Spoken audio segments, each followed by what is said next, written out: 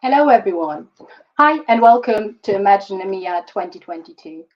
My name is Carmen Ehret. I'm EMEA Vendor Marketing Director for our Cybersecurity and Next Gen Solution business unit here at Westcon. And as a team, we're so excited to bring you those 3 half-day virtual days packed full with channel insight around this question around how our channel has to evolve and how the value that we deliver needs to evolve as the world around us is changing. Um, so we're trying to dive into the evolution of our channel business and how we all work together. So listen in on our daily panel discussions with channel leaders from ourselves and from our key vendors as well. We're trying to explore how the customers and their demands on the channel are changing. And definitely, you won't want to miss our daily keynote speakers for that. Today, really excited to have the IDC join us for this element. And last but not least, I guess we also want to give you the latest and everything that's hot in the world of technology with our vendors in over 30 breakout sessions where they can really demonstrate, I guess, what they can give to the channel to serve this new world and the new demands. Besides that, we also want to take stock, right? It's always good to look forward, but let's not forget to look back as well and look at what we all achieved together so far. So we're going to call out our regional partner of the year, as well as on Wednesday, we're going to have a big ceremony, award ceremony, I guess, to call out our Westcon EMEA partner of the year as well. So stay tuned for that.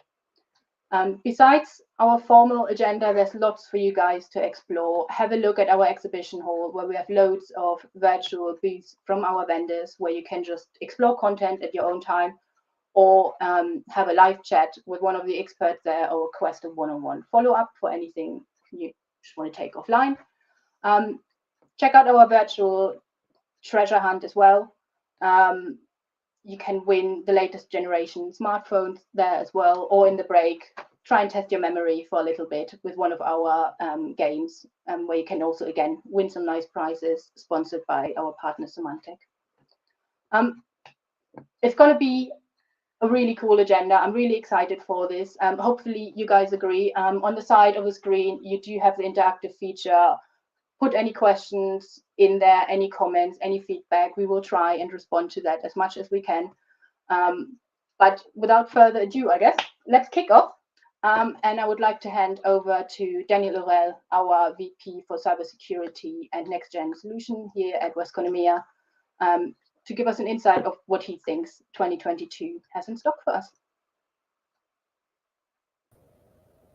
Thank you so much, Carmen, and welcome to everyone. Next slide, please.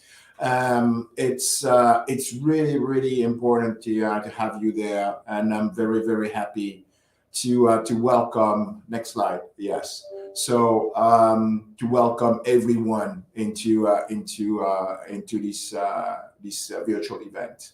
So we are about 1,000 people attending today, 60 different countries, different profiles as well, from pre-sales to salespeople, account managers, marketing people, sales engineers, professionals in terms of services. So very happy to be there with you this morning and among the next 3 days. Even if we will not be a full 3 days, but a few hours. So thank you again. Thank you so much. My objective today is to give you a little bit of what we think that the channel is doing and where the channel will go, thanks to the different keynote speakers. You will see also not just you will listen not just about what Westcon thinks, but also what the important keynote speakers will tell you where the channel goes. This event, though, is the conclusion of a large campaign that we have run since a few months, called from the chip shortage to the cloud success, because you all know that we went through a very big challenge with the supply chain, not just about the manufacturing of the product, but also about taking the product from the point A to and go to the point B. So to make sure that we could help you to protect your pipeline, to protect your business, and also to make sure that your end users will receive what they need to communicate, to adapt to the change of the environment, and also to secure this environment, this infrastructure. We think that it was very important to give you some feedback about how to address this issue and how could we solve the challenge. Next slide, please. So my name is Daniel Hurel. Next slide, please. My name is Daniel Hurel. I'm the VP for Westcon EMEA on cybersecurity and next generation solutions. You could see there I'm 30 years in distribution. I love distribution. Distribution is in my DNA from about the beginning of my career. 20 plus more years into the cybersecurity. We won't talk a lot about cybersecurity in this presentation. And I went through a couple of different roles since I'm with Westcon through many acquisitions. Next slide. So let's talk about what within Westcon we think it happens. But before that, I will give you some clues or tips or information. I could not be very accurate because we just closed our fiscal year in February. So we are in a quiet period. Jens Motanana, who is our CEO of the holding company DataTech, will have a public communication in May. But I could tell you today that we have a very good business. We grew our business last year double digit. The cash position is very strong. We made some profit, of course, and also the recurring revenue, which was our strategic priorities. The target on the recurring revenue was overachieved. So, and this make us very comfortable to invest into the channel. So, what are we going to do? Next slide. Before going to the details, the headline will be: we want to invest to help you, to help our resellers, to meet the new expectations from the end users. Is to offer solutions, of course, but also to offer different technologies, different services, and this needs a huge investment. Next slide. And before going into details about the investment, I would like to set up the context of the market that we are in. So you could see on the slide that the IT market is growing by 5%. To reach in 2022 something like $4.5 trillion. So, you know, this is a lot. So it would be very important. It's important for me when I mention numbers to give you some ideas about the size. 4.5 million, it's about 10 times what Amazon is doing in terms of revenue in 1 year. Is about 20 times, if I'm not mistaken, 15 times what Google is doing in yearly revenue, and it's 4.5 trillion, and this market will grow, as I said, 5%. And within this market, you have the focus market where we are in, the unified collaboration, the networking, and also the cybersecurity, which are growing much more than 5%. They are growing 10%, they are growing 12%, and they're growing 7% for the networking. So you are right, okay, to be in this market because this market is going really well. And it's as the Gartner said, okay, the market will grow 7% on a year-on-year basis.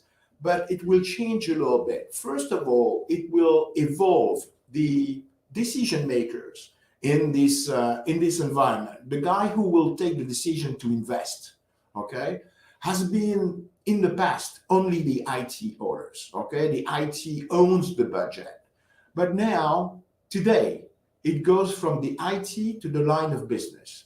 So they are all, both of them, they are the decision makers when it comes to the spending of the money to invest into different solutions, because they are facing some challenges and they want more services, they want to better serve the customer, they want to be different. So the line of business has a seat at the table now, okay, together with the IT to see where we are going to invest. And this is a kind of a difference, because in the past we were just focusing on the IT where the budget sits, but the budget sits doesn't sit anymore into the with the IT only. And now you could see that there is also a mixed decision made by the C-suite. So this is the magic word, the C-suite, the buzzword for the CXOs, the CMOs, the CROs, the CEOs, the CSOs, and so on and so on and so on. So these guys also, these officers, has a word. In fact, they had a word before, but they had a word to this decision before, but they will have more and more word to take the decision where the investment should go. So this is also a change in evolution in the customer profile. So IT line of business, IT and line of business today, and in the future it will be IT line of business and the C-suite. And I think that there is something very important that we need to bear in mind. The second big change that we foresee is about who will take the decision. What is the generation, okay, who will take the decision? And for me, the millennial, as you could see on the deck, up to the 41 years old, they will take the decision, and therefore it will not be the same requests, the same needs. They don't have the needs from somebody who is 50 or 60 years old, or even the guys who is 20 or 25 or 30 years old. And these millennial, those millennials today are the decision makers. So we need to really adapt our go-to-market, our sell process, our conversation, our solutions to these guys, to make sure that we could meet the expectations and feel their needs. Next slide. You will see also that what is different. So today, and I was talking about the millennials. So just the generation before the millennial, okay, they were more into the channel on the business to business. And which was siloed. It was a distinction between the go-to-market for the business to business, or the on the B2C, the business to consumer. That was in today or yesterday world. In the future, and it has some impact already today on the evolution and the way that the IT will be procured or purchased, is the customer wants exactly the same experience that they have in their private life. So they want to have the same experience when they deal with the business, when they deal as a consumer to the business, and this is a big change. The other aspect of the millennial, that the other request, they don't want to buy to own services or products. It's more, they want to pay for a service. They want to consume the service. And this is also a big difference. It's no more, I want to invest. No, I want to use a service that will give me the solutions, okay, to address markets or to address the end user. And this is also a big difference. In yesterday or today world, we had also a product-centric approach. And we were talking a lot about technology. We were talking about the vendor. We were talking about, and today and tomorrow, it will be more into solutions. I haven't seen, I'm sorry, I saw a lot, I've seen a lot lately, the fact that we want to have solutions. We want to have different technologies put together. We want to make sure that the vendor could offer an end-to-end solutions, or will be together with another vendor to build the solutions to meet the customer expectation. The alliances, okay, you could see a lot of alliances with the vendor. The vendor A will collaborate with vendor B to make sure that they could build together a common solution to meet the expectations of the market. And now it goes more into the manual process. It's everything in the past was done manually, and there is a huge push on the automation. And why? Because they want these millennial, they want to have what they ask today or tomorrow. They could not wait a week or 2 weeks. They go on the website, they are trying to find the solution, and when they have made the decision, they will select, but they want information right away. They don't want to wait too long to get an idea about what they will need to solve the challenge or to meet to fill their needs. And this, in the past, again, was on request. Now it's on demand. It needs to be available. It needs to be 24/7. It needs to be online. It needs to be reachable. Whenever I have a question, I am a millennial, not only, but I want to have my answers to the question that I have, and I want to make my decision. And this is all these statements, the 5 statements.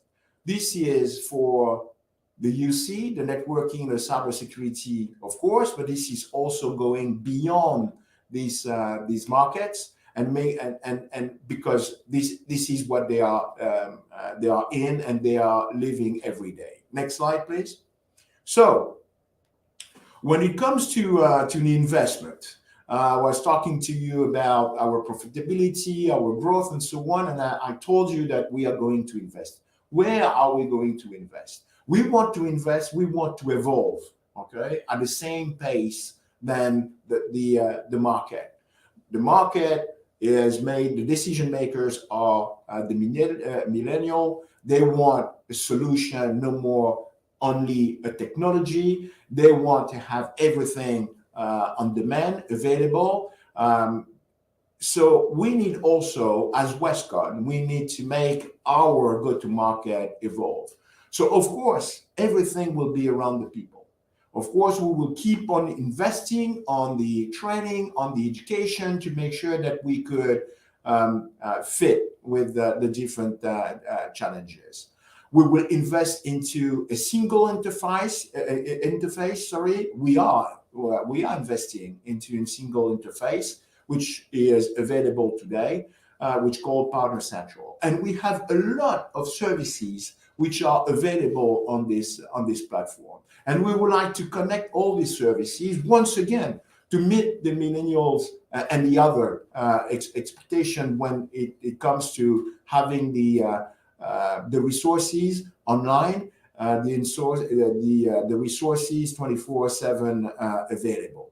And we are a data-driven company, so everything will be based on data. That will be the Westcon Intelligent Demand that could help you to generate some leads. And if you have some challenges in a certain technologies, or you would like to have more information into one solution, there is also the platform on the Westcon Learning, We have also the full portfolio of services, and we are keep on investing into people to make sure that we could deliver together with you the right services to your end user. And also, we will give you an idea about where the product is in terms of life cycle, and to make sure that you have a good visibility when it comes to this well-known layer model, the land, adopt, expand, and renew. And we have a tool for that. And we will keep on investing in this tool to make sure that you could benefit from that. And the last one, it's the flexible payment solutions, the FPS, as we call it internally. This is the difference between buy to own and pay to consume. If your customer would like to have a monthly bill or a quarterly bill or an annual bill, this is a value that we could bring to you to make sure that you could fit with the end user request. So all of this investment, we are developing it. All from the different values that I just mentioned do exist. We have that available, but we will keep on investing to make sure that everything that you will request from us will be frictionless. Okay, so it's very important for us to make sure that you have a good customer experience, which will be smooth, will be, as I said, and I repeat, frictionless. Then you could go back to the end user in a very good time manner. Next slide, please. So when it goes to the channel evolution, it will be very important for us if you could embrace the change of the environment as we describe it. We talked about the profile, okay, coming from where we follow the money, okay. The money was within IT. Now it's shared with the line of business and also the C-suite. So we need to make sure that we could address the three of them. We will, and it's our mission, bring you new opportunities, create new opportunities, of course, with new solutions because our main existing vendors have acquired another company and therefore another technology. So we need to make sure that you know about this technology and you know how to sell this technology. We need to bring together several vendors and several technologies to make sure that you could offer a new solutions. And of course, there are some startups. There are new vendors which are pure players, which will address a new solutions, a new needs with some new solutions. So we need to make sure that we could onboard these new vendors into our portfolio to make sure that you could stay relevant at the end user level. And of course, the new approaches, I was talking about the frictionless process. This is something that Westcon would like to invest a lot to make sure that everything could be automated together from the vendor to you, that you will not spend time just on the process, but in front of your customers. And this is why we express in the Virtually Now campaign, because as you know, and I mentioned it at the beginning of my presentation, we are we are facing a big challenge with the supply chain, and we need to go virtual. We need to make sure that you have all the tools, all the data, all the information that you could take to protect your business, because as you know, it's the lead time are bigger and bigger, and I don't have any crystal ball, of course, but with everything that I read, all the information that comes to me, say that this situation will not improve in 2022. So we need to make sure that we could give you all the resources to protect your investment, your business, your pipeline, and you will be able to make a lot of business with us also. So this is about turn the chip shortage into a cloud success. So I hope that you find it interesting, our vision, and I hope that you will find also interesting the next 3 days. Thank you so much, and have a great day. Thank you, Daniel. Thanks for taking the time for joining us for the event. I think that was really interesting, and from a personal perspective, I'm quite looking forward to you guys hearing our next speaker and what he has to say in the follow-up to Daniel. Having had a sneak peek of the next speaker slides, it's quite nice to see that there's some quite close alignment there. So I would like to call on the stage our first keynote speaker of this event, which is Andreas Storz from the IDC, senior analyst over there for the partnering ecosystems side of things, and he will talk us through about the IDC view of where the channel is going and how we all need to evolve to pick up the theme of the event again. Andreas? Thank you so much, and thank you for having me today. It's a pleasure to be here. Thank you, Carmen. So as Carmen said, my name is Andreas. I'm an analyst with IDC, and specifically I'm part of the European Partnering Ecosystems team. So our team looks at everything that partners do across Europe and EMEA. So we live and breathe partners and partnering every day. Really a pleasure to be here today. In the next sort of 20 minutes or so, I'd like to give you a sense of what we're seeing in the market, give you a glimpse into our research, some of the market dynamics we're seeing, the evolution of customer demand, and what it all means for partners. So let's dive right into it. And I always like to start with this slide, and it really shows this long view over the last sort of 15 years of what we've seen in the market, and critically, what has happened in especially the last 2 years. And right now we're hitting about the 2 mark of pandemic times. And we've seen really a qualitative shift, I think, in IT.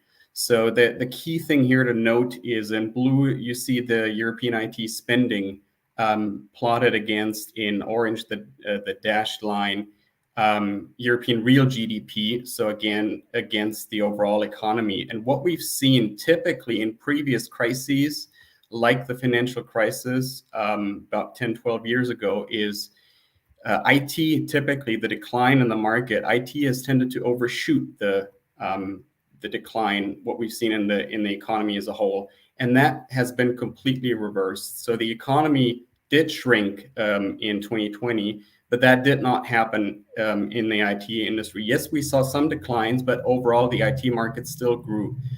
So there's been this historic decoupling of IT from the rest of the economy. IT is something different. I will talk about that in just a moment, what this really means.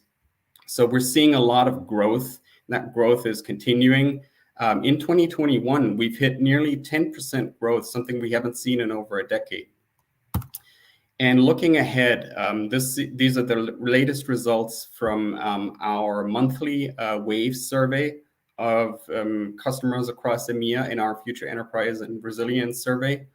So what we're seeing when we ask customers what are their spending expectations for 2022 compared to last year. So the vast majority, 57%, are expecting their spending to be about the same as last year. Actually, 23%, even higher, and only about 17% expect some decreases. So a lot of growth opportunities in the market.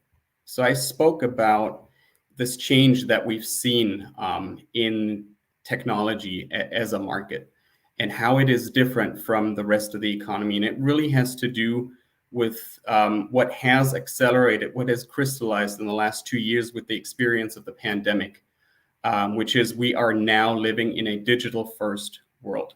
And that is changing how every business runs, what organizations do, how they leverage technology. So what is digital first? What do we mean by that?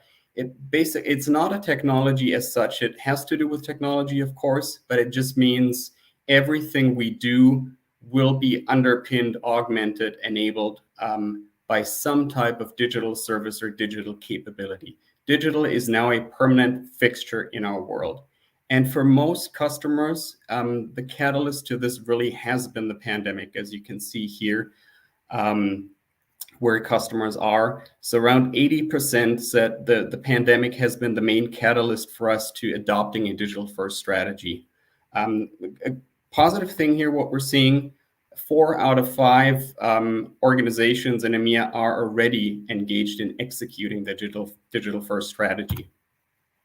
So what are some of the implications here, right? One of the key ones is the continued rise, the accelerated growth of cloud. Cloud really being the key platform that is underpinning this move to digital first. It's not the only one, but it is the dominant one. We're increasingly living in a digital first world that is underpinned by cloud-centric IT. So just some of the statistics here on the left, you can see projected growth by IDC of total IT spending in EMEA in blue, and then plotted against that in orange, the growth that we're expecting for cloud, which is a part, of course, of the total IT spend, but cloud growing at 2 or almost 3 times the pace of the rest of the IT market. Also, when we look at digital transformation spending, specifically from our digital transformation spending guide, cloud-related spending is growing about twice as fast as non-cloud or other types of spending.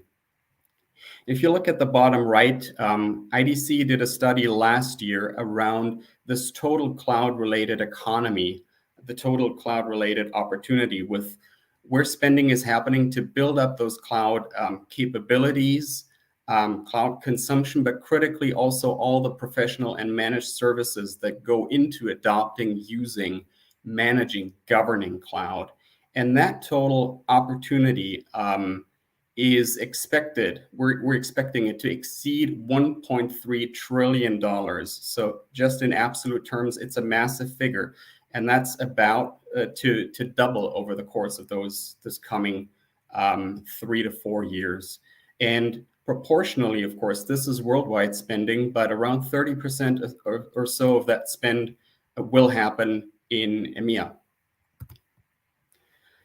Another related trend that we're seeing, and this is based on IDC Futurescape, so our predictions for 2022 and beyond, is digital first also brings with it a massive growth and a shift in how customers want to buy and consume their IT, in that they are massively adopting as a service type solutions. And they also increasingly are pivoting towards these outcome-centric models. So by 2024, we're saying digital-first enterprises are going to shift around 70% of all tech and services spending to as-a-service and outcome-centric models. So customers want to leverage IT to drive tangible, concrete business results, and they need their partners, their suppliers, to help them achieve that. Customers also, and this is some evidence here around new and flexible types of purchasing models. So these are the results from our monthly survey that was done in January. So we asked respondents across EMEA which types of pricing models they would prioritize for specifically software in this case. So what you're seeing is, yes, these newer types of purchasing models are becoming increasingly dominant, so subscription, consumption, and value-based pricing. Now, perpetual license and maintenance isn't going away. What we're seeing is just a proliferation of models. And what is critical is you have to be ready to support customers in the way they want to purchase and consume their IT solutions. Customers want that flexibility. And just to kind of recap for a moment what we've seen, what we've learned over the last, especially 2 years through the pandemic experience. Again, customers want that flexibility to purchase and consume their technology needs the way they want to, but they are increasingly pivoting towards as-a-service type models. They also want those tangible business outcomes. IT is no longer just a technology function, a piece of technology that you use, but that technology in and of itself needs to be embedded in the organization to drive tangible outcomes. And lastly, I think that's also a critical element we've seen with the pandemic experience and customers pivoting to digital first. this accelerated time to value has been critical to customers, and they basically never abandoned it. They simply want to see more tangible results. They want to see that ROI more quickly. So massive opportunities, but also dramatically changing demands of what customers expect. So a lot of opportunities for partners. The question is, how ready are partners to help their customers be or become digital first? So customers are changing. Surely partners will have to change as well. So when we look at partner transformation, and this is ongoing research for us, this is something we've covered over many years, and the benefit is we have an annual survey, and that allows us to go and look back where we saw partners in previous years and track the evolution over time. So one of the things we've seen last year, or the last 2 years, with the experience of COVID-19 specifically, is partners have been increasingly investing in building up a portfolio of those solutions and services and next generation technologies, including and in particular being enabled and underpinned by cloud. Not only cloud, but in particular cloud-centric IT. So that's good news. We've also seen, and there's been a noticeable jump from 2020 to 2021 of partners investing in areas of specialization. So customers want tangible business outcomes, and they want to be digital first, meaning technology has to be embedded into the organization to drive tangible business outcomes.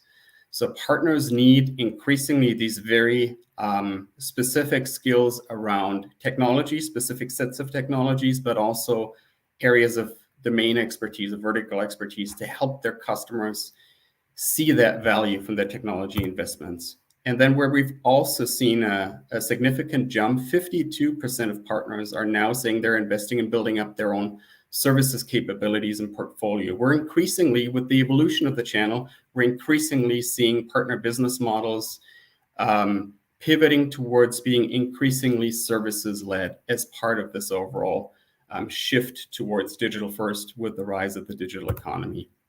Now, if you've seen IDC present in the past, you would have seen this. This isn't new. This is our Partner of the Future model, which is a series of business dimensions where we are seeing partners having to engage in a transformation to be ready for the digital future, the digital here and now. Well, that future is actually right now. So what used to be the partner of the future is today. It's about being next generation technology led. It's about being specialized, having services, and serving not only IT, but increasingly lines of business as well, because technology is underpinned across the entire organization. Now, some of the highlights here that I want to pull out, if you take a look at the evolution over the last 3 to 4 years, there's a lot of good news here. So we're seeing investments basically across the board going up. So there is tangible evidence that partners are evolving. Partner business models are transforming, and partners are increasingly investing in their organizations to be ready for this digital future that we're entering now. Just a couple of points here that I want to call out. Investing in developing a customer success organization, that has gone up. So 43% of partners in our annual survey last year said we are investing in customer success. Share of recurring revenue is also going up. Where now 54% of 54% of revenue is on average considered to be recurring. And lastly, omni-channel marketing. Digital first customers want to procure digitally, and they're using omni-channel types of routes to make purchases. So partners have to be ready for digital selling and for omni-channel type marketing. We've also seen this go up. So this evolution doesn't stop. It's continuing, it's accelerating, if anything. So we have also developed this notion of the next iteration of this, the Partner of the Future 2.0. And this is already underway. So just a few points here that I want to highlight. Increasingly, digitally first organizations leverage technology to change the way they do business. And that, with that development, technology increasingly is becoming a priority that involves the C-suite. So partners have to get comfortable engaging with the C-suite increasingly. Also, this shift towards recurring revenue means you have to invest in these relationships and increasingly find those iterative, smaller projects and develop very tangible use cases together with the customers. And lastly, in terms of that time horizon, with the change towards recurring revenue models and as a service, we're changing from this more short-term outlook to the long-term, to this notion of continuous transformation.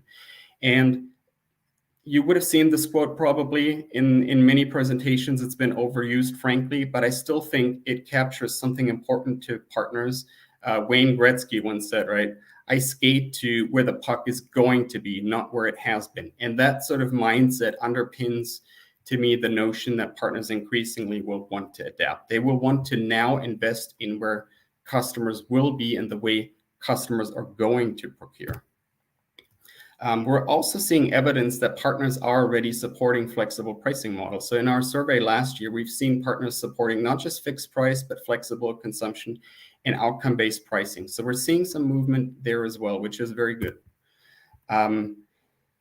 Then next, what does success actually for partners hinge on? And this isn't news, of course.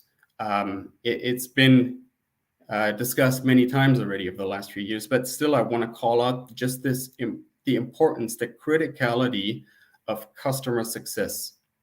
Partner success increasingly hinges on customer success. So helping customers in these as a service type solutions find the value of their investments, meaning the typical customer journey that was always seen as that funnel, you see it on the left-hand side here, the many versions of this, but everything basically points to that moment, that point of sale.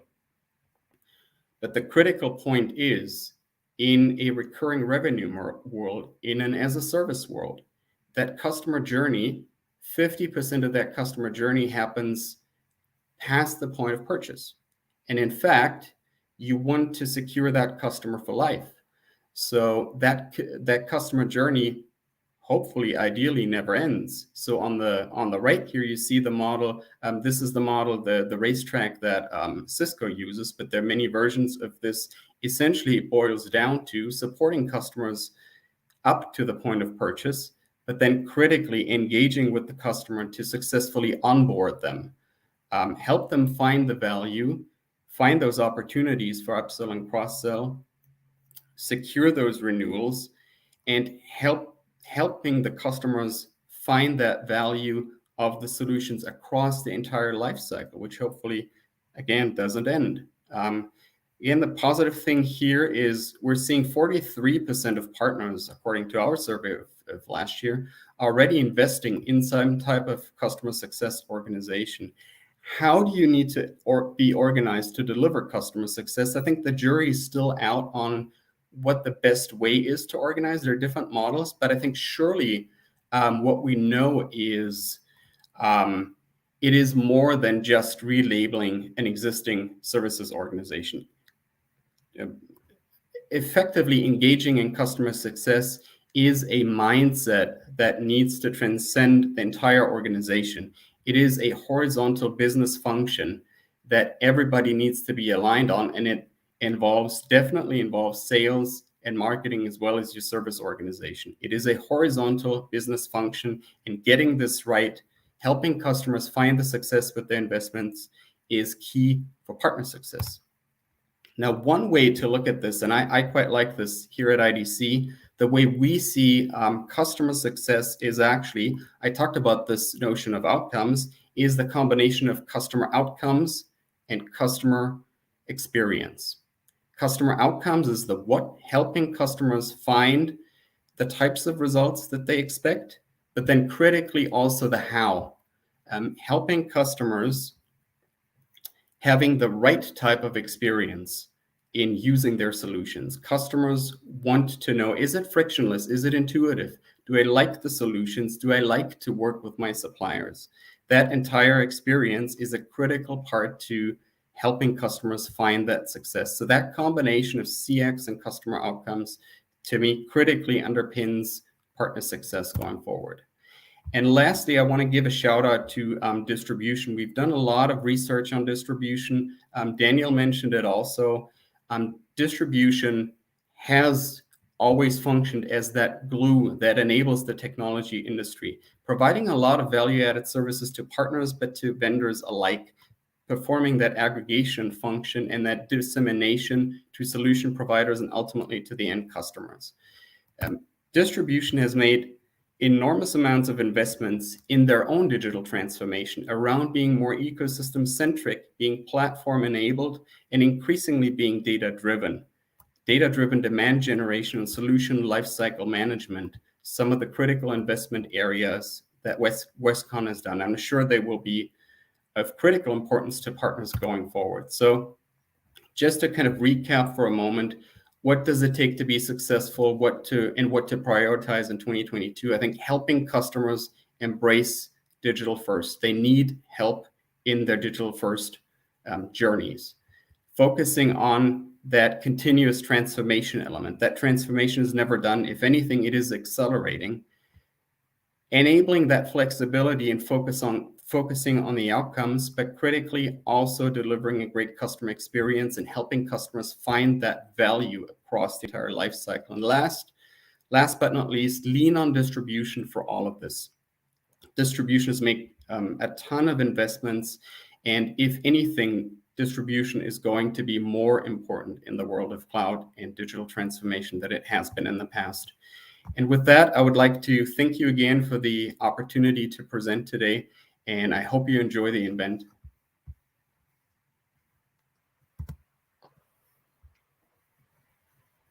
Thanks, Andreas. I think that was really insightful. Hopefully you guys enjoyed it, and there was a lot of information on it. So if you registered for the whole event, you obviously will receive the recordings afterwards as well if you want to, dive into the detail a little bit deeper.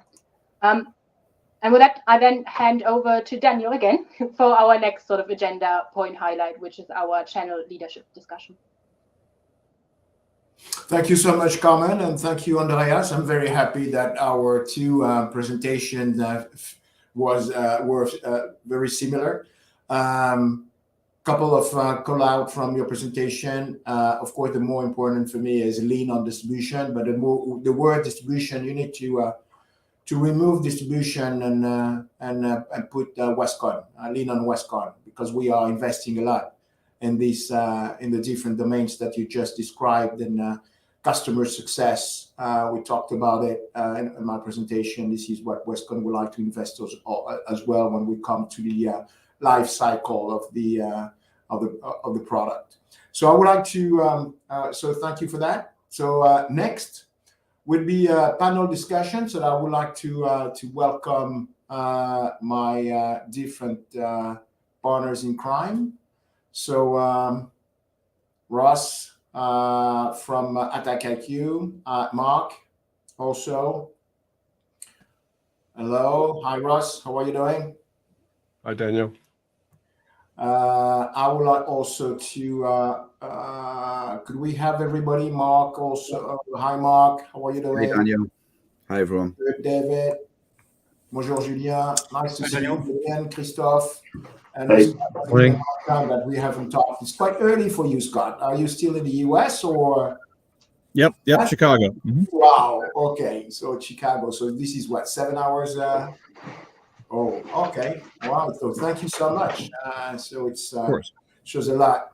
So the you all know about the different the conversation that we will have today, and it's all about the success that we would like to have with the cloud. And my first question, and we will run, of course, do we have the word cloud ready, Carmen or Jackie? Yeah, do we have that? Okay, so this is the question that we would like you to answer, everybody in the audience. it's you can of course read that by yourself. But what, if any, do you consider to be the biggest hurdles, the biggest challenges or issue to embrace a software-centric business model today? So you have a selection of words, so you can select the words, and then we will have your feedback, and then we will, all of us will comment about your feedback and how the different organization represented in the panel, okay, will answer, okay, this software-centric business. Okay, so it seems that profitability is is really, really big. When I think about profitability, is this about more about the revenue level, or it's about the margin that the resellers are taking? What do you think, Christophe? Profitability. Right, profitability. I mean, in this, let's say, in this uncertain times, right, where first the economy and the industry got hit by COVID, had to adjust. I lost a lot of business, was unable to shift to remote work, and I know that many people immediately thought, okay, we have to have Teams, we have Zoom, and all this kind of things to make office worker work effectively remote. But see, at the time, I've been CIO of a testing inspection certification company, and you can't inspect the gas pipeline remote, right? You can't run around the car with your Teams or Zoom screen and then say, yeah, you're good for another 2 years. I've seen the brakes work just fine. So I think one is profitability in recent times where the industry got hit so hard is a big topic, and it continues, right? I mean, we get tired talking about COVID, and because most people look at COVID in the work from home, work from anywhere type of thing. But when I speak to customer right now, some are almost unable to operate because they have so many people sick, right? Some of my customers say we're on the worst period of the COVID time because we really have difficulties to have the critical mass, the critical staff to operate. And then, of course, now we all know we hit the war, which has a significant impact to a lot of companies. So yeah, I think profitability continues to be a big topic. And when we look at software development, I mean, we've all seen, RPA, robotic process automation, was one of the first vehicle to at fingertips to increase profitability in eliminating the need in certain situations to bring an interface or to bring some kind of level of integration. So I fully agree. I don't know exactly how it works on the screen, why it's highlighted so high, so big. I guess many people put their voice up for profitability, but I totally agree that in this uncertain times, with the pressure on the industry, and whether software-centric business or software development or software integration, end-to-end digital is a big topic. Mm-hmm. And don't you think that because software is less expensive than hardware, okay, just a piece of the hardware, when it comes to the vendors which combine both, when they used to sell hardware and services on top of the hardware, and now that our partners will go, and because they face some challenging on shipping hardware, they need to go after the software or the subscription or the licenses or everything intangible, and therefore the revenue will go down. So the portion of the margin will be slimmer. And then, as P&L owners, if you don't have the volume, okay, you could have an issue. So what do you think about that, Ross? So I think that question was myself, Daniel, was it?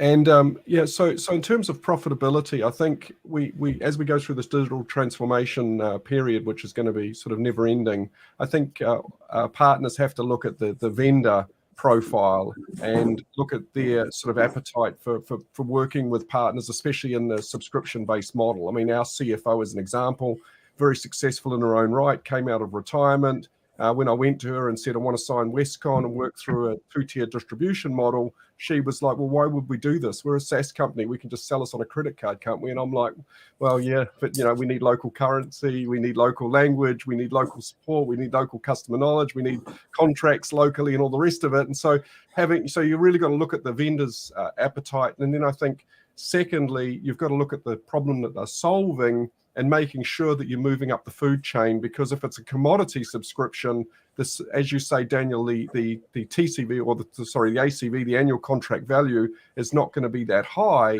and therefore not only does your revenues decline, so does your margin in unison. So I think it's looking at the problem that they solve and looking at platform plays and making sure that they're at the heart of this digital transformation where the ticket value is in the hundreds of thousands or the millions of dollars, not the tens of thousands that you'll sometimes see in a subscription model for software-based vendors. And then finally, I think it's the practice and ensuring that organizations and partners are supporting the customers with their sales teams and their technical teams being able to add value to help customers develop the best practice within their organizations. Too much is spent on the technology, and then helping customers develop the practice and providing services around that side of it is becoming increasingly important to cover off a lot of those words, competition, profitability, sales, and all the rest of it. Okay, thank you, Russ. And very happy that you are a distributor evangelist internally. Okay, so thank you so much for that. But I think that it goes back to the go-to-market. And do we have the choice, knowing that we face the challenge about this supply chain and the manufacturing of the products, and also the freight, challenges that we have from taking a product from A and shipping that to B. Julien, as you are, in the 5 hardware and software company, how do you face that? What do you advise your partners to do? Thanks, Daniel. There are many things here when I see profitability and the shift we are seeing. It's not only F5, it's the overall industry, moving from hardware to software. Sometimes I often say hardware or software, it's just a form factor. It's a different SKU, but it still is a form factor when it comes to selling something. I prefer to look at it that way. How do our end user consume the IT? What is the evolution they want to have into their systems environments? And they were on premises for years, and it was easy for us to sell appliances, wait for the next renewal cycle, and the next refresh one. Where now we are more entering into continuous development, continuous integration, as DevOps would say. So the way we face it is having our customer bring some flexibility for moving from hardware to software, but most importantly, moving from legacy, perpetual to subscription. And this is, I believe, the challenge the customers are facing. They want flexibility and be able to choose as quickly as possible. And as vendors, this is also the challenge we are facing to bring that flexibility to our channel partners. It's no more about having one-point solution at one time.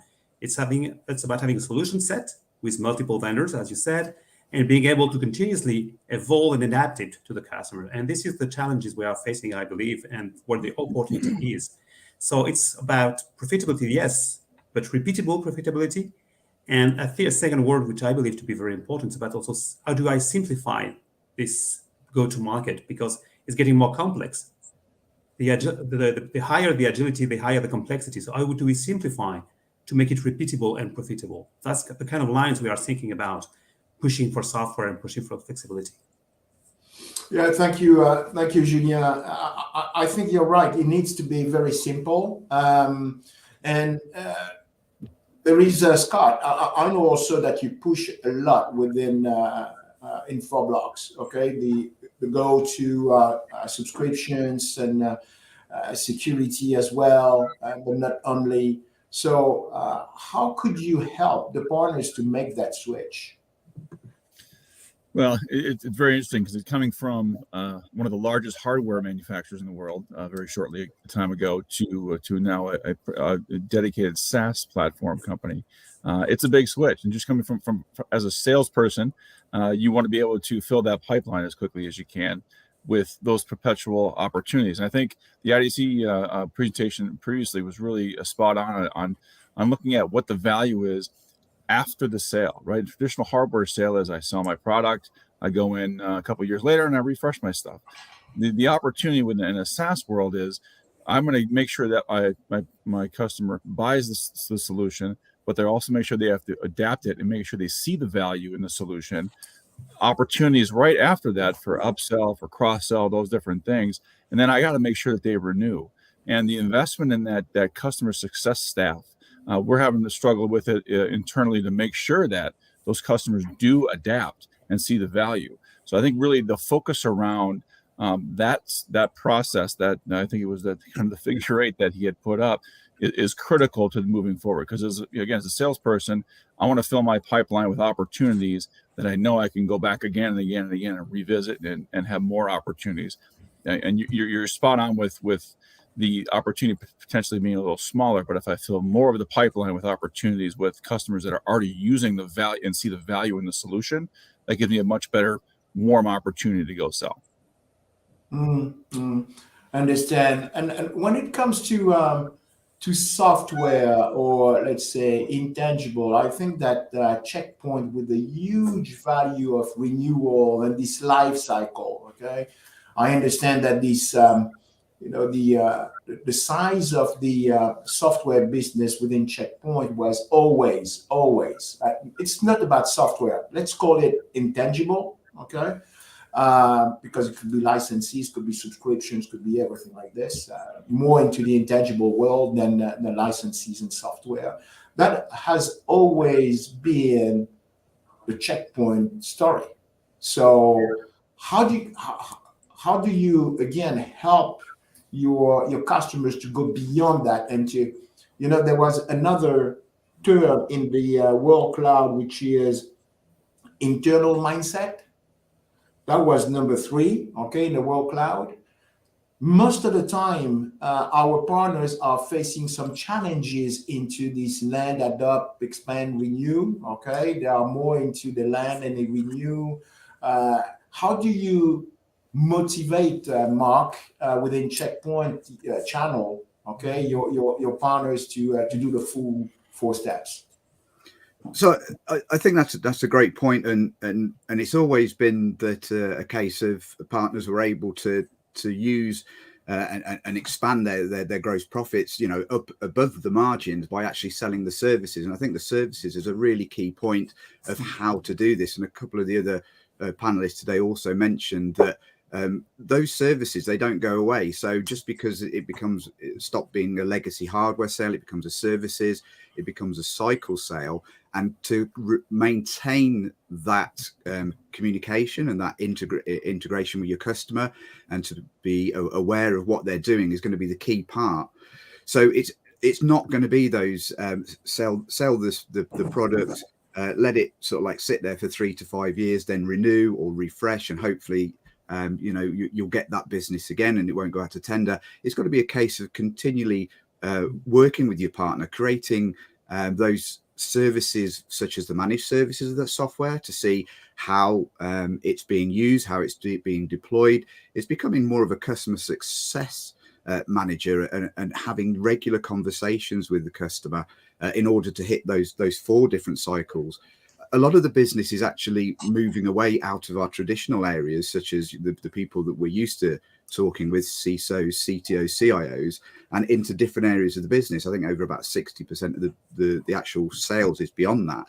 And so unless we're there communicating with our customers after the sale, before the sale, during the sale, then we're going to miss those opportunities out, because we're not seeing them. They're talking to other people, they're using other maybe more of a direct model. So we need to be in there, stay in the loop, stay in the conversation, to make sure that we're always there, always advising, expanding from what we've sold on a more regular basis, and waiting after 3 or 5 years for the next time that the opportunity arises. And do you think that you're successful to make that change in their mindset, Mark, and to go after the different steps? Do you think that it's coming? It is. It's one of those things where it has to come, doesn't it? Because if it doesn't come, then the market's going to shrink. If we continue, if all the partners and we continue, it's going to become more commoditized, more a case of a shrunken marketplace. So we've got to take existing skills and commute them into the new environment where the partners are being encouraged to do that. When I looked across our channel base, we're definitely seeing the move happening there. We're still the hardware sales are the majority of our business, I'll say that, but I'm seeing that each year the growth in the cloud sales, the growth in the software sales, the partners who are taking up that challenge, it's very much like a bell curve. It's still, we've got the traditional partners at one end who are still 100% legacy solutions. Then we've got the other end where we've got the newer partners, the ones who are selling into the new markets and the new people, again, a very small minority. And in the middle is the large curve as people move towards that. So the move's happening. And I think it's gathering pace as well. Okay, thank you, Mark. And I think, David, for the you have a huge portfolio made of a lot of acquisitions, Sharewell and lately Pearl Secure, and so you have a huge install base. I'm not saying that the others don't have a huge install base. Okay, don't get me wrong, guys. However, coming from completely different go-to-market, okay, because different technologies, even different needs, okay. So how do you make sure that your partners, which will bring the Ivanti flag into this this intangible world? Yeah, that's a great question, actually. And I think the simple answer to that, and I'm glad I jumped on just and saw the end of the IDC presentation. I know some of the guys have already commented, but the word outcomes first comes to mind. So focusing in on what the outcomes that we solve are, and then also sitting down with channel partners and, you know, working out what they already know of Ivanti, what they are experts in within Ivanti, and then working out what outcomes are easily attainable. Obviously, some are bigger than others, but the whole thing around profitability and what everyone's kind of alluded to today is flexibility and complexity that customers are talking about. And yes, our portfolio is rich, and yes, our channel partners it gives the channel partners an opportunity to land and expand.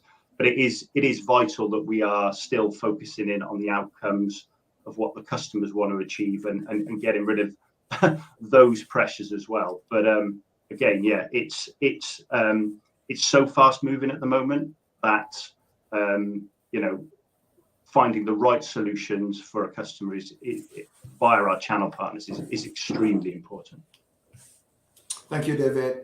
Another word that comes out of this World Cloud exercise was the simplicity, and for me, the simplicity was also in terms of ease to do business with, and it needs to be, as I said in my presentation, real time, online, you know, available 24/7, gets you some answers very quick, shorten the sales cycle, and so on.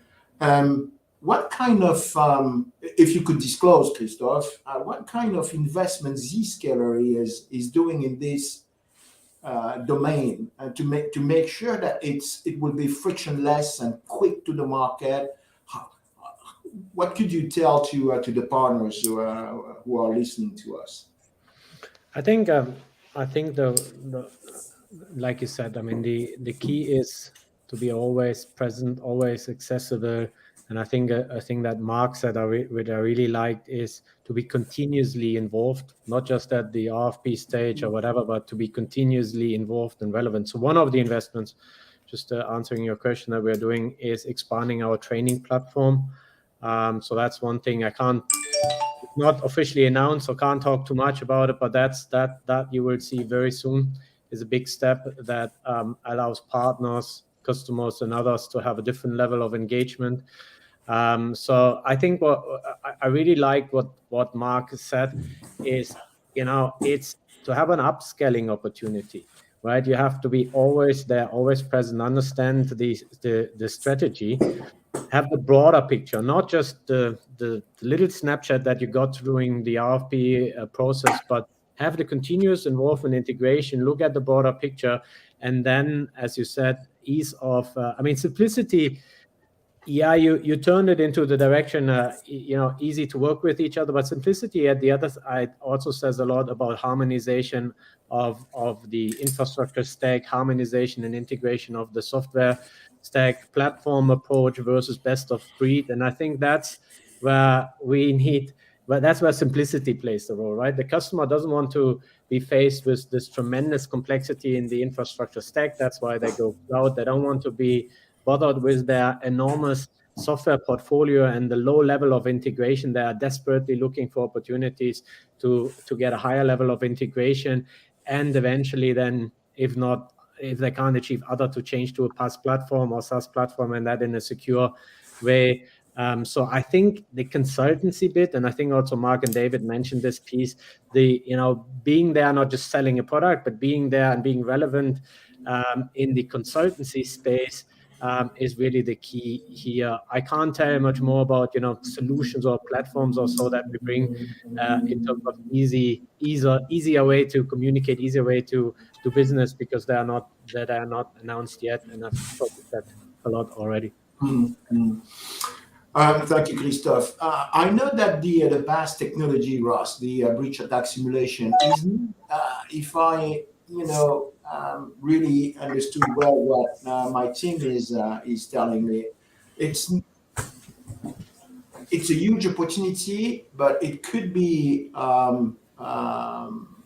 difficult to explain and the benefit, okay? Because it's services that the partner could take on board, add to their portfolio, and go and sell that as an extra value. So how do you simplify it? And because you are born in the cloud, okay? There is no, if I'm not mistaken, you don't have any platform, right? Do you? Sorry? You don't have any hardware, do you? No, but we do. We do born in the cloud. So how do you make that simple and try to change the mindset of the partners to go with intangible? Yeah, well, the thing is that it's interesting because the breach and attack simulation as a term was come up with by Gartner, and it's really, that's what we were doing sort of many years ago when this space was created, but it's really evolved because if you think about validation, where you're testing an organization, so fundamentally it's very simple for partners. We can help customers move, and there's a big transition happening in the background here with regulators, auditors. They're getting more savvy, and they're no longer interested in opinion or what a customer thinks they know. They're now only interested in what a customer can prove. So how do you prove your security controls are working properly? Well, you need to test them, and that's simply what we do. However, when you gather that telemetry for partners, it becomes really interesting because what you're actually doing is you're looking at the EDR, the XDR, the SIM, the DLP, firewalls. You're looking at all of those technologies and you're looking at the efficacy and efficiency of them and whether they're working and whether A, they're doing what they say on the side of the tin, whether they're configured correctly, monitored correctly, or managed correctly. So just to let everybody know, in 82% of breaches, the security controls were there to stop the breach, but they failed. So something's wrong in the matrix. And so if partners can use this as a Trojan horse to get into an environment and actually create a whole lot of discovery and new sort of sales opportunities by seeing that the SIM's not being managed correctly or the EDR is not running properly, it's not configured properly, or it doesn't do what it says on the side of the marketing material. So for a partner, this telemetry that we gather is enormously valuable. For a customer, especially those moving to the cloud, like Microsoft are pushing the E5 licensing program very heavily. So that's pushing customers towards Defender and Sentinel. So many organizations are sitting there going, well, hang on, if I move from Splunk to Sentinel, what does that mean? How do I do that? If I move from traditional McAfee to Defender, how does that going to work? And being able to test these and validate them, baselining them, or doing bake-offs, our partners can help their customers, but also get into the strategic mindset of their digital first and their transformation story, because these security decisions are being made as part of that fabric change, and we support that. And it's very simple. Okay, so what you're saying is you prove by making some demo, okay, that the solution is the right one. Okay, I understand that. Yeah, so I was just going to say, by doing a proof of value, you're gathering all the information on everything that's working and not working, and that creates a wealth of sales opportunities for the partners. Okay, so the simplification, it could be an easy word, but knowing your processes, guys, I know it's quite challenging when it comes to for the partners to being certified, being having a level in terms of pre-sales and post-sales and so on. Do you think that you need also to simplify the program that you have, the channel program, to make it more simple for the partners to embrace your technologies and therefore to push that to the channel? How are you going to do that, Scott? Yeah, that's going on right now, right? We need to make sure we have that partners see the value in our solutions and how we can sell in the ecosystem, right? We can't have opportunities where we just continually go back and sell more and more on top. Customers aren't going to ask that, but around the training, I mean, to be honest, I'm looking at you. I need your help. Right, and the value of distribution in that, in helping me scale that is just tremendously important. Right, you have the capabilities, you have the staff to help us go and be that force multiplier for Infoblox or for everybody on the call here. I need your assistance in doing that, and you being the solutions aggregators and having the knowledge of what works well together, what doesn't, and where you can go and sell in different segments of the business. I'm going to come to distribution for that opportunity because you have the scale and you have the reach that I need to get, and then obviously making sure that the partners see the value in what I'm selling and what the values that you have to give them to be able to be that solutions aggregator and that trusted advisor. That is still critically important for we talked about the complexity, but the things that are still the mainstays is the end users want partners that are trusted advisors and are working together with them in a very close relationship. That's not going to change, and they want to limit them to only the ones that are going to be the ones that are driving business forward for them. So that's not going to change. The relationships there is still key. I think I'm back. Sorry about that. Okay, I was just 10 seconds back. No, you know what?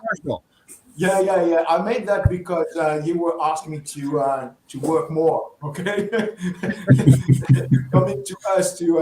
Okay, I don't like these kind of panels. Where you give me stuff to do. Okay, and it's just the beginning. All right. So thank you, Scott. It's all about the program, and I know that with the different acquisitions, Julien, that FI made the past 3 years now, something like that, with Nginx, Volterra, and Shape, and all the others. Do you think that the program simplification also will help you to position the new go-to-market from F5? In fact, you have several layers to look at when you do that. We've been lucky to be acquiring quite great companies over the last 3 years. Step one, it has been completed last month. It's about simplifying and having a clear messaging to market. Oh, okay. So that's what we've done. That's what we've done because people were getting confused between the great acquisition, what is Nginx, what is Shape, you name it, what is Volterra. So step one is a vendor-centric thing. How do I simplify my message to go to market to show what is the value proposition from the vendor? Now, being a partner-centric organization, and you know that, and it's very important for the partners to hear. The second question that comes is, okay, now that I've simplified my messaging, how do I take it to market? And most importantly, the big question we always ask internally is, what's in it for the partner? That's the question we have to answer. It's not about the technology when it comes to it. Coverage and partner enablement and addressing the market. It's what's in it for the partner. If I'm looping back to the first comment, profitability, which is one of the elements. But how do I make my partners profitable with these new offerings? And as I said, these new offerings are SaaS, software-based. So it's a new consumption model. It's a new go-to-market. And this is where, and this is also a discussion that has started internally, does the old pyramid 3-tier or 4-tier model between platinum, gold, and you name it, but we've all had that and we still have it, is enough to help the partner to identify, to address it, and to give him the proper support it needs from the vendor and from distribution, as the IDC, the Gartner report showed. So this is what we are looking at. And one of the words we all know, it's about, what about specialization? What does that mean? What do I ask? What does a partner get? And this is the most important element. What does a partner get for him to go to market? Sales and technical support, I believe it to be a very critical element. When it comes to new technologies, when you wanted to bring to market, you heard me say that a lot of times, is about the chicken and egg solution. Meaning the partner is, oh yeah, there is something to be done here, but I don't have now the time, neither the resources to invest into that new technology, and I don't have the new business. So how do I break this chicken and egg and cycle problem? And this is where the enablement and the distribution support are central, supporting the partner to go and address these new opportunities and these new recurring opportunities. So these are the things we are looking at when it comes to the offering, the go-to-market, and how do I make my channel program and my team supporting the partners to address these new opportunities. Thank you so much, Julia. So yeah, I understand there is a catch-22 here also. And again, okay, I've been in this business for 30 years. There is always a catch-22 somewhere.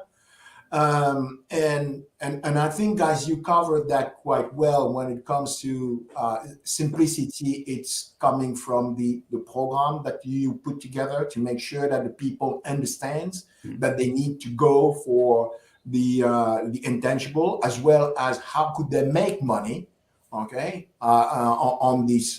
It's not just about selling my technology. Is about what's in for me, coming back to your point, Julia, what's in for the partners to sell the F5 solutions or the Zscaler or event. What's in as a benefit, okay, for me or for my company. And I think that it comes in the program, and your program should address that. I haven't seen that so far. Okay, it was more about how to sell than what's in for me.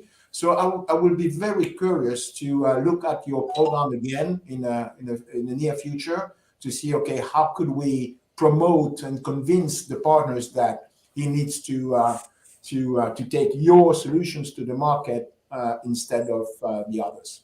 So I would like to thank you guys for your participation today. So I'm sure that we will be in touch soon. I don't plan any trip to the US, Scott, but I'm sure that we will catch up soon. But I'm sure that David and Mark and Ross and Christophe, Julien, you are in my background, in my backyard. So 100%. Absolutely. But I'm sure that we will meet. So thank you again for your input into this conversation. And see you in a bit. Thank you so much. Thank you. Thank you, everyone. Thank you, Daniel.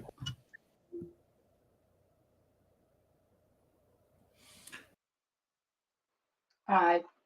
Thanks for that. I think that was really insightful. And more panel discussions are coming up tomorrow and the day after. Before we go into the break, and we're already a little bit behind, there's one small little tidbit highlight that I would like to just keep you in the auditorium for, which is our first regional Westcon Partner of the Year award, and this one will be for the DACH region. So I'll hand over to our colleagues in the DACH region, Daniela and Josef. Off you go.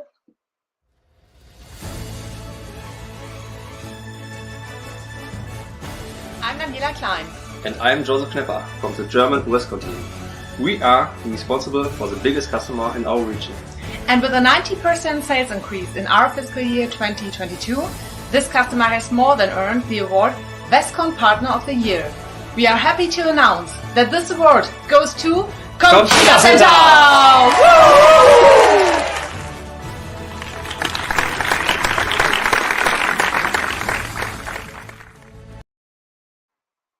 Yay! I love choreographed video. Excellent. Thank you guys so much, and congratulations to Computer Center. Well deserved, of course. So let's go off for a little break. If you have time, check out the vendor booth. Also, I haven't mentioned it yet. Have a look on the navigation bar at the top for Imagine Realized, which is our dedicated deeper dive follow-up events calendar. Yeah, and have a play around on the platform. The breakout sessions will kick off 12:35 CET, so not too long to go, but hopefully enough for you guys to take a breather, have a coffee for sure, and then we see you back in the breakouts. Thank you guys. Hope you enjoyed the first part of the event.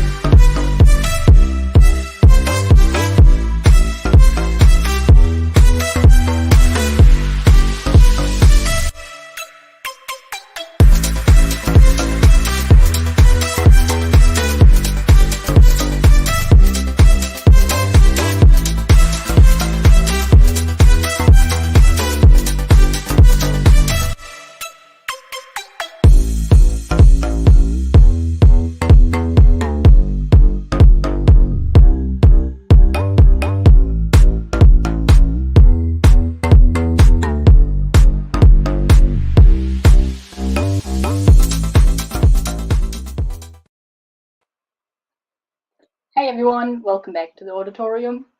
I hope you guys caught up with some of the breakout sessions from our vendors. There were loads available. I appreciate no one can be in more than one place at the same time. But again, you will get all the recordings, etc. afterwards if you registered for the event in first place. And of course, make use of our Imagine Realized follow-up events calendar and check out our vendor booths to get in touch with those vendors directly as well. So not long to go now. You nearly made the worst of it now. So before we go into our last agenda point, let's have a nice little tidbit in our next Westcon Partner of the Year award. Region up next is Africa, and announcing our winner for this region will be Martin Kyoko.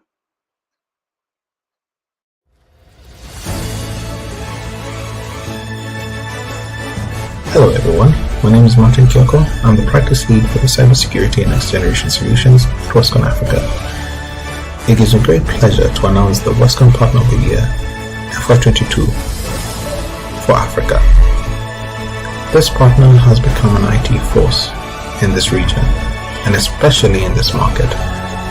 With over 95 certifications and close to 200 projects completed, they are a force to reckon with an understanding of the market demands, and the customer solutions requirements. They are driven by their vision of being a positive and influential force, providing IT, cybersecurity, and services to their customers, keenly driven by ethics and integrity.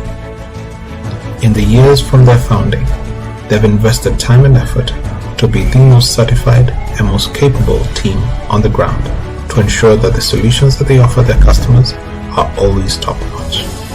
This is why as Westcon, we recognize them as a key partner and one who we believe will continuously grow, and we are so happy and so proud to partner together. The winner is Deliver ICT Ethiopia.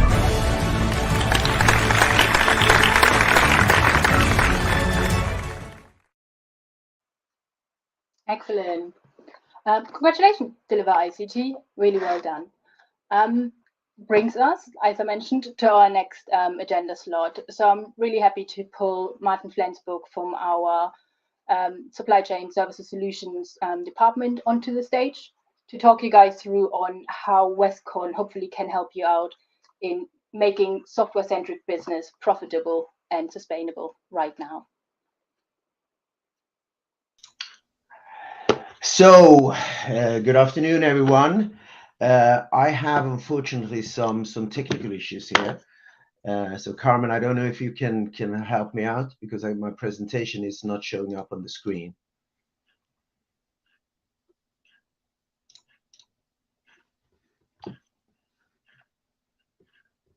Can you hear me? We can hear you. Shall we play our last award winner of the day? Yeah. Okay. Jackie, perfect. Can you pull up our South African awards presented by Ranger?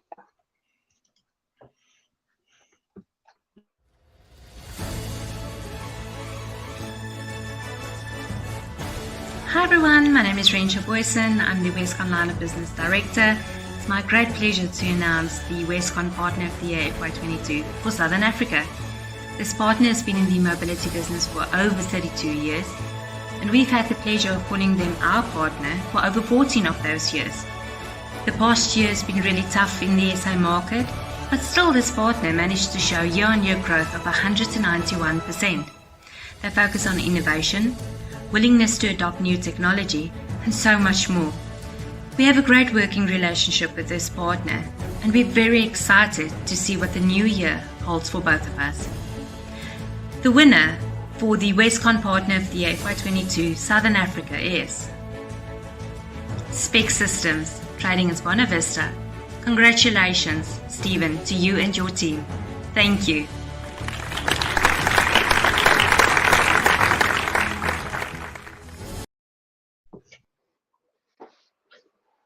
And congratulations, Buena Vista, and thank you, Ranger, for presenting this for us. Sorry, you guys, we're still struggling a little bit with our last presentation slot. Martin, are you on audio? Do you want to use the time to introduce yourself a little bit while we... Yeah, so I can introduce myself, and I hope, well, I have sent you the slide, so hopefully you will be able to share it, Carmen. So, as I said, good morning, everyone. My name is Martin Flensburg. I am the commercial lead for our services business in Europe, our service delivery business. And I'm very happy to be here today to speak about how service can fit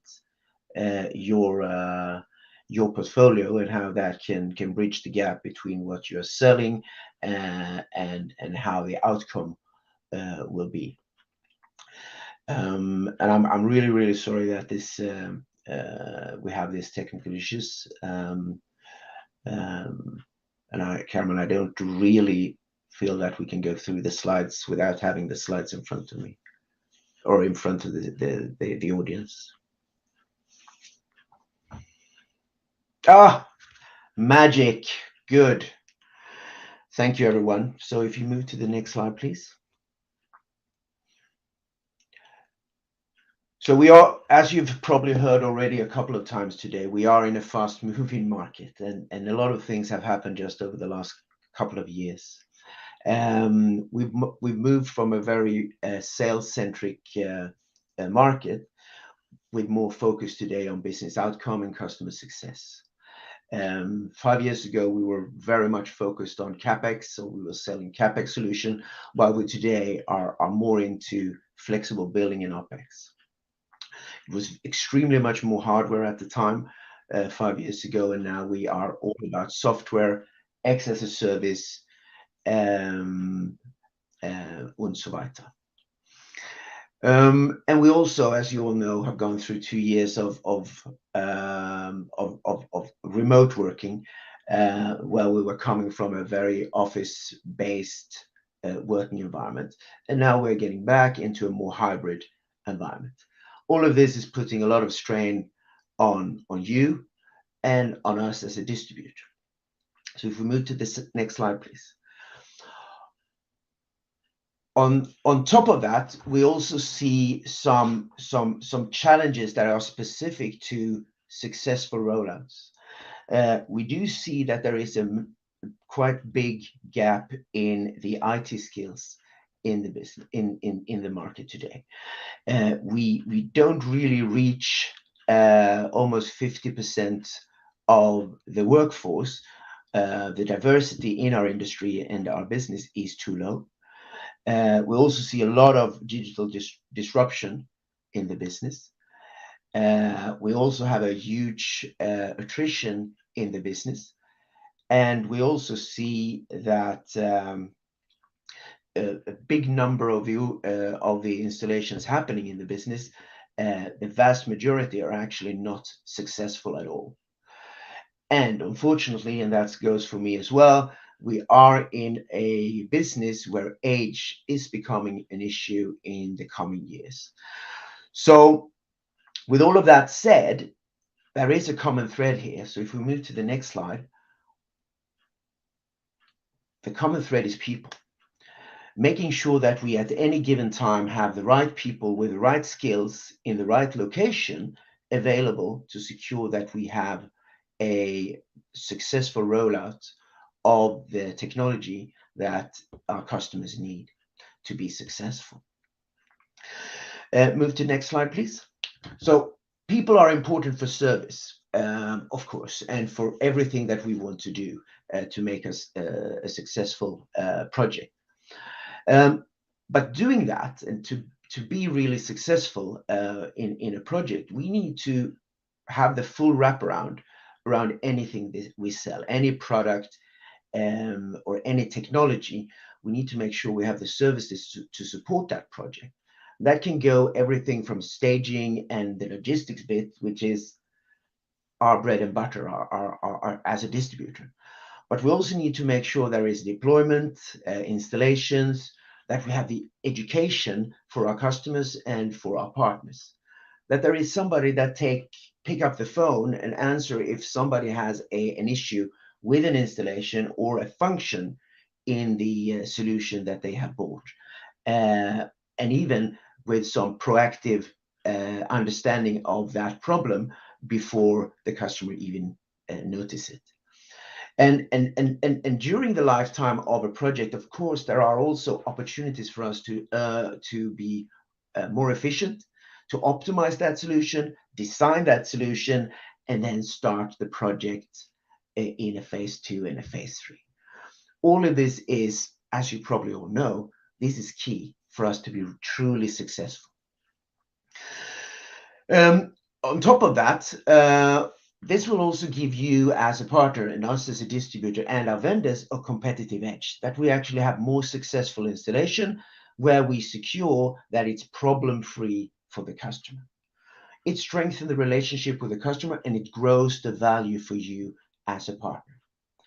That means that you can retain the customers and that you ultimately, with a service wraparound your product sales, also have recurring revenue. So this is, I think, key and strategic, not only for us, for our vendors, but more importantly for you as our customers. Moving on, please. So how does Westcon approach this? Well, first of all, and I think this is important, we are not building a service wraparound to compete with our vendors or our partners. We are a distributor first and foremost that has built a service portfolio to secure that our vendors and our partners can be as successful as they possibly can. We will never compete with you after your customers, but we will work with you to plug the gaps, if there are any gaps, in your service proposal or offer. And that goes all the way from start to end. So we offer professional service, so all kinds of installations, optimization services. We do supply chain, of course, all of the complex stuff that getting the kit into difficult parts of the world. We do proactive care, which is basically monitoring and proactively supporting your installed solutions. We have a whole variety of trainings that are both vendor specific, certifying, but also more technology and generic training capabilities, both for you and for your customers, and both for the vendors that we have in our portfolio, but also wider than that. We also have a business where we are helping with help desk, again, picking up the phone, answering emails, handling escalations. If something goes wrong, there is always somebody that can be there to support your engineers or the customers 24/7. We also have a service that we actually don't charge for, which is our renewal service, where we look at our databases to see, are there any renewals opportunity with our customers that they could renew to make more money going forward. And we help you with quotes proactively, so you don't have to necessarily miss any opportunity. And then finally, we have a wrap around our service and everything we do that is financial services, where we can be very flexible in how we invoice the product and the services that we deliver. And that can be monthly billing, it could be billed by on demand, it could be all kinds of solutions that fits the changing environment in our market. Next slide, please. There we go. So there are a number of reasons why why we believe that Westcon will add values to our partners and our vendors. And I think the first one, I've already mentioned this, is the fact that we are non-competing. Everything we do is done with the vendor and the reseller as a focus. So anything that we have created is based on the demand and the need from our vendors and from our resellers. So you can always trust that you can use us in a hybrid model where you are doing some parts and we just plug the gaps with the service building blocks that we have in our portfolio. What we also do is that we deliver a global reach. We allow you a global reach. In many cases, I'm sure you are mainly focused on your home country, but we can actually make that reach bigger. We can basically support you with any installation, any deliveries, any support, any managed service into more or less any geographic country in the world, with specialists in the technology that you feel necessary. And the good thing is that this can plug into anything that the vendor is providing, anything that you guys want to provide, and we can do it for multi-vendors, multi-technology, and multi-country. And we're doing this every day, every year. And this will also help you support with your growth and your strategy. We can unlock opportunities where you historically maybe only have one part of a large rollout, but you can actually now use us as the enabler into some of these other countries so that you can also sell the hardware to these customers or these offices. But it will also help you with new technology. So if you find that there is a new technology you want to go into, but you don't have the engineers already lined up, use us, use our capacity and our capabilities so that you don't miss a single opportunity.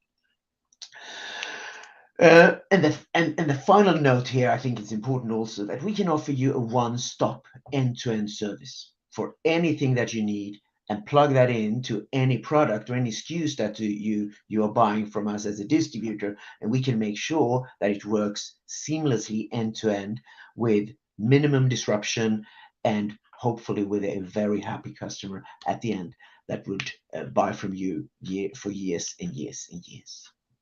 Moving to the next slide, please.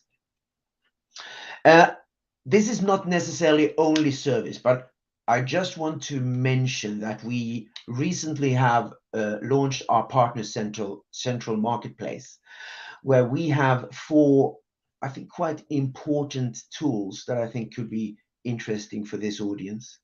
It is our blue sky marketplace where everything around our cloud-based selling can be found. You can buy, you can manage, you can expand your cloud offers. We have our partner view, which is our traditional distribution web shop. We have our learning portal, where you can find all of the trainings that are available online and in person throughout Europe.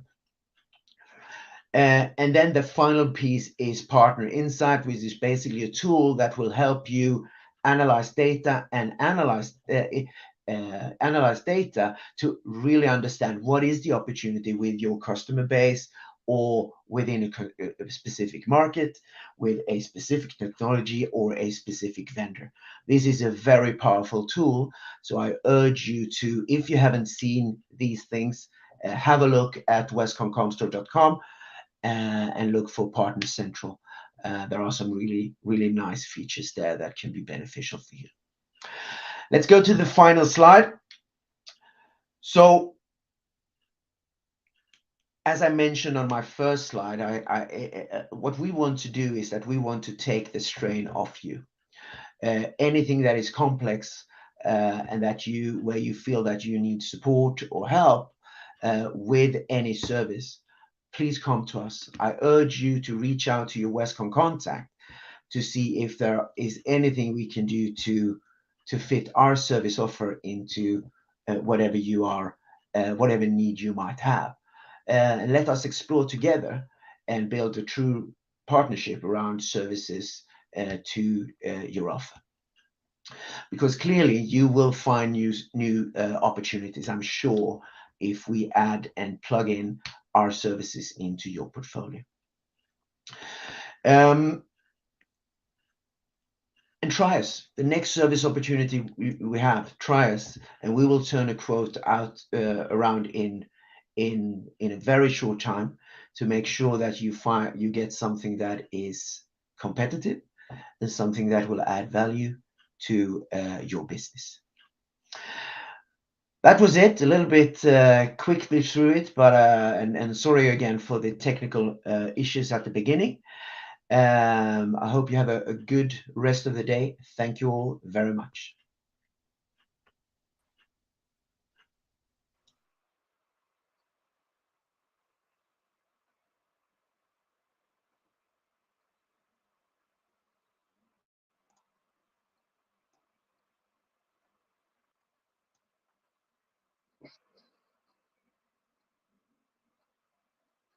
I think we lost Martin there. I think the I connection. ended. I thought it was for you guys. I was done. Well, I take it from here then. Seems my broadband is holding up today, so let's make use of that. Yeah, thanks to Martin for running us through that. And again, apologies for the little technical hiccup here. That really concludes our first of 3 days. Hopefully you found this really useful. I sure did. Again, the call out, as I do on every intro and outro, go have a browse around the events platform, go into our vendor booth. If there's any vendors in there that you haven't dealt with as such yet, or you want to explore more on, if you want to have a discussion with any of the guys, the booth hosts from the vendors are still around for another half hour or so. If you want to have a chat there, or you can also request a follow-up call there and then. Check out the follow-up events calendar on Imagine Realized, and the main thing, of course, hopefully you found this useful enough to give us some more of your time in the next couple of days. Drop in as and when you can. Recordings will be available, but I think especially things like the panel discussion, and all of the agenda actually, is I think valuable enough, hopefully for you, to give us your time in the live event. So that concludes day 1. Thank you so much for spending some time with us. If you have another 2 seconds left, you should have a little survey pop up in your chat window on the right of your screen. If you could just give us, a little bit of a hint of how this agenda has looked for you today, and how we've done, that would be super useful for us to make this event better and better as we continue. But other than that, I shall let you go. Have a lovely rest of the afternoon or evening, depending on where you are based, and hopefully see you back tomorrow. Thank you so much.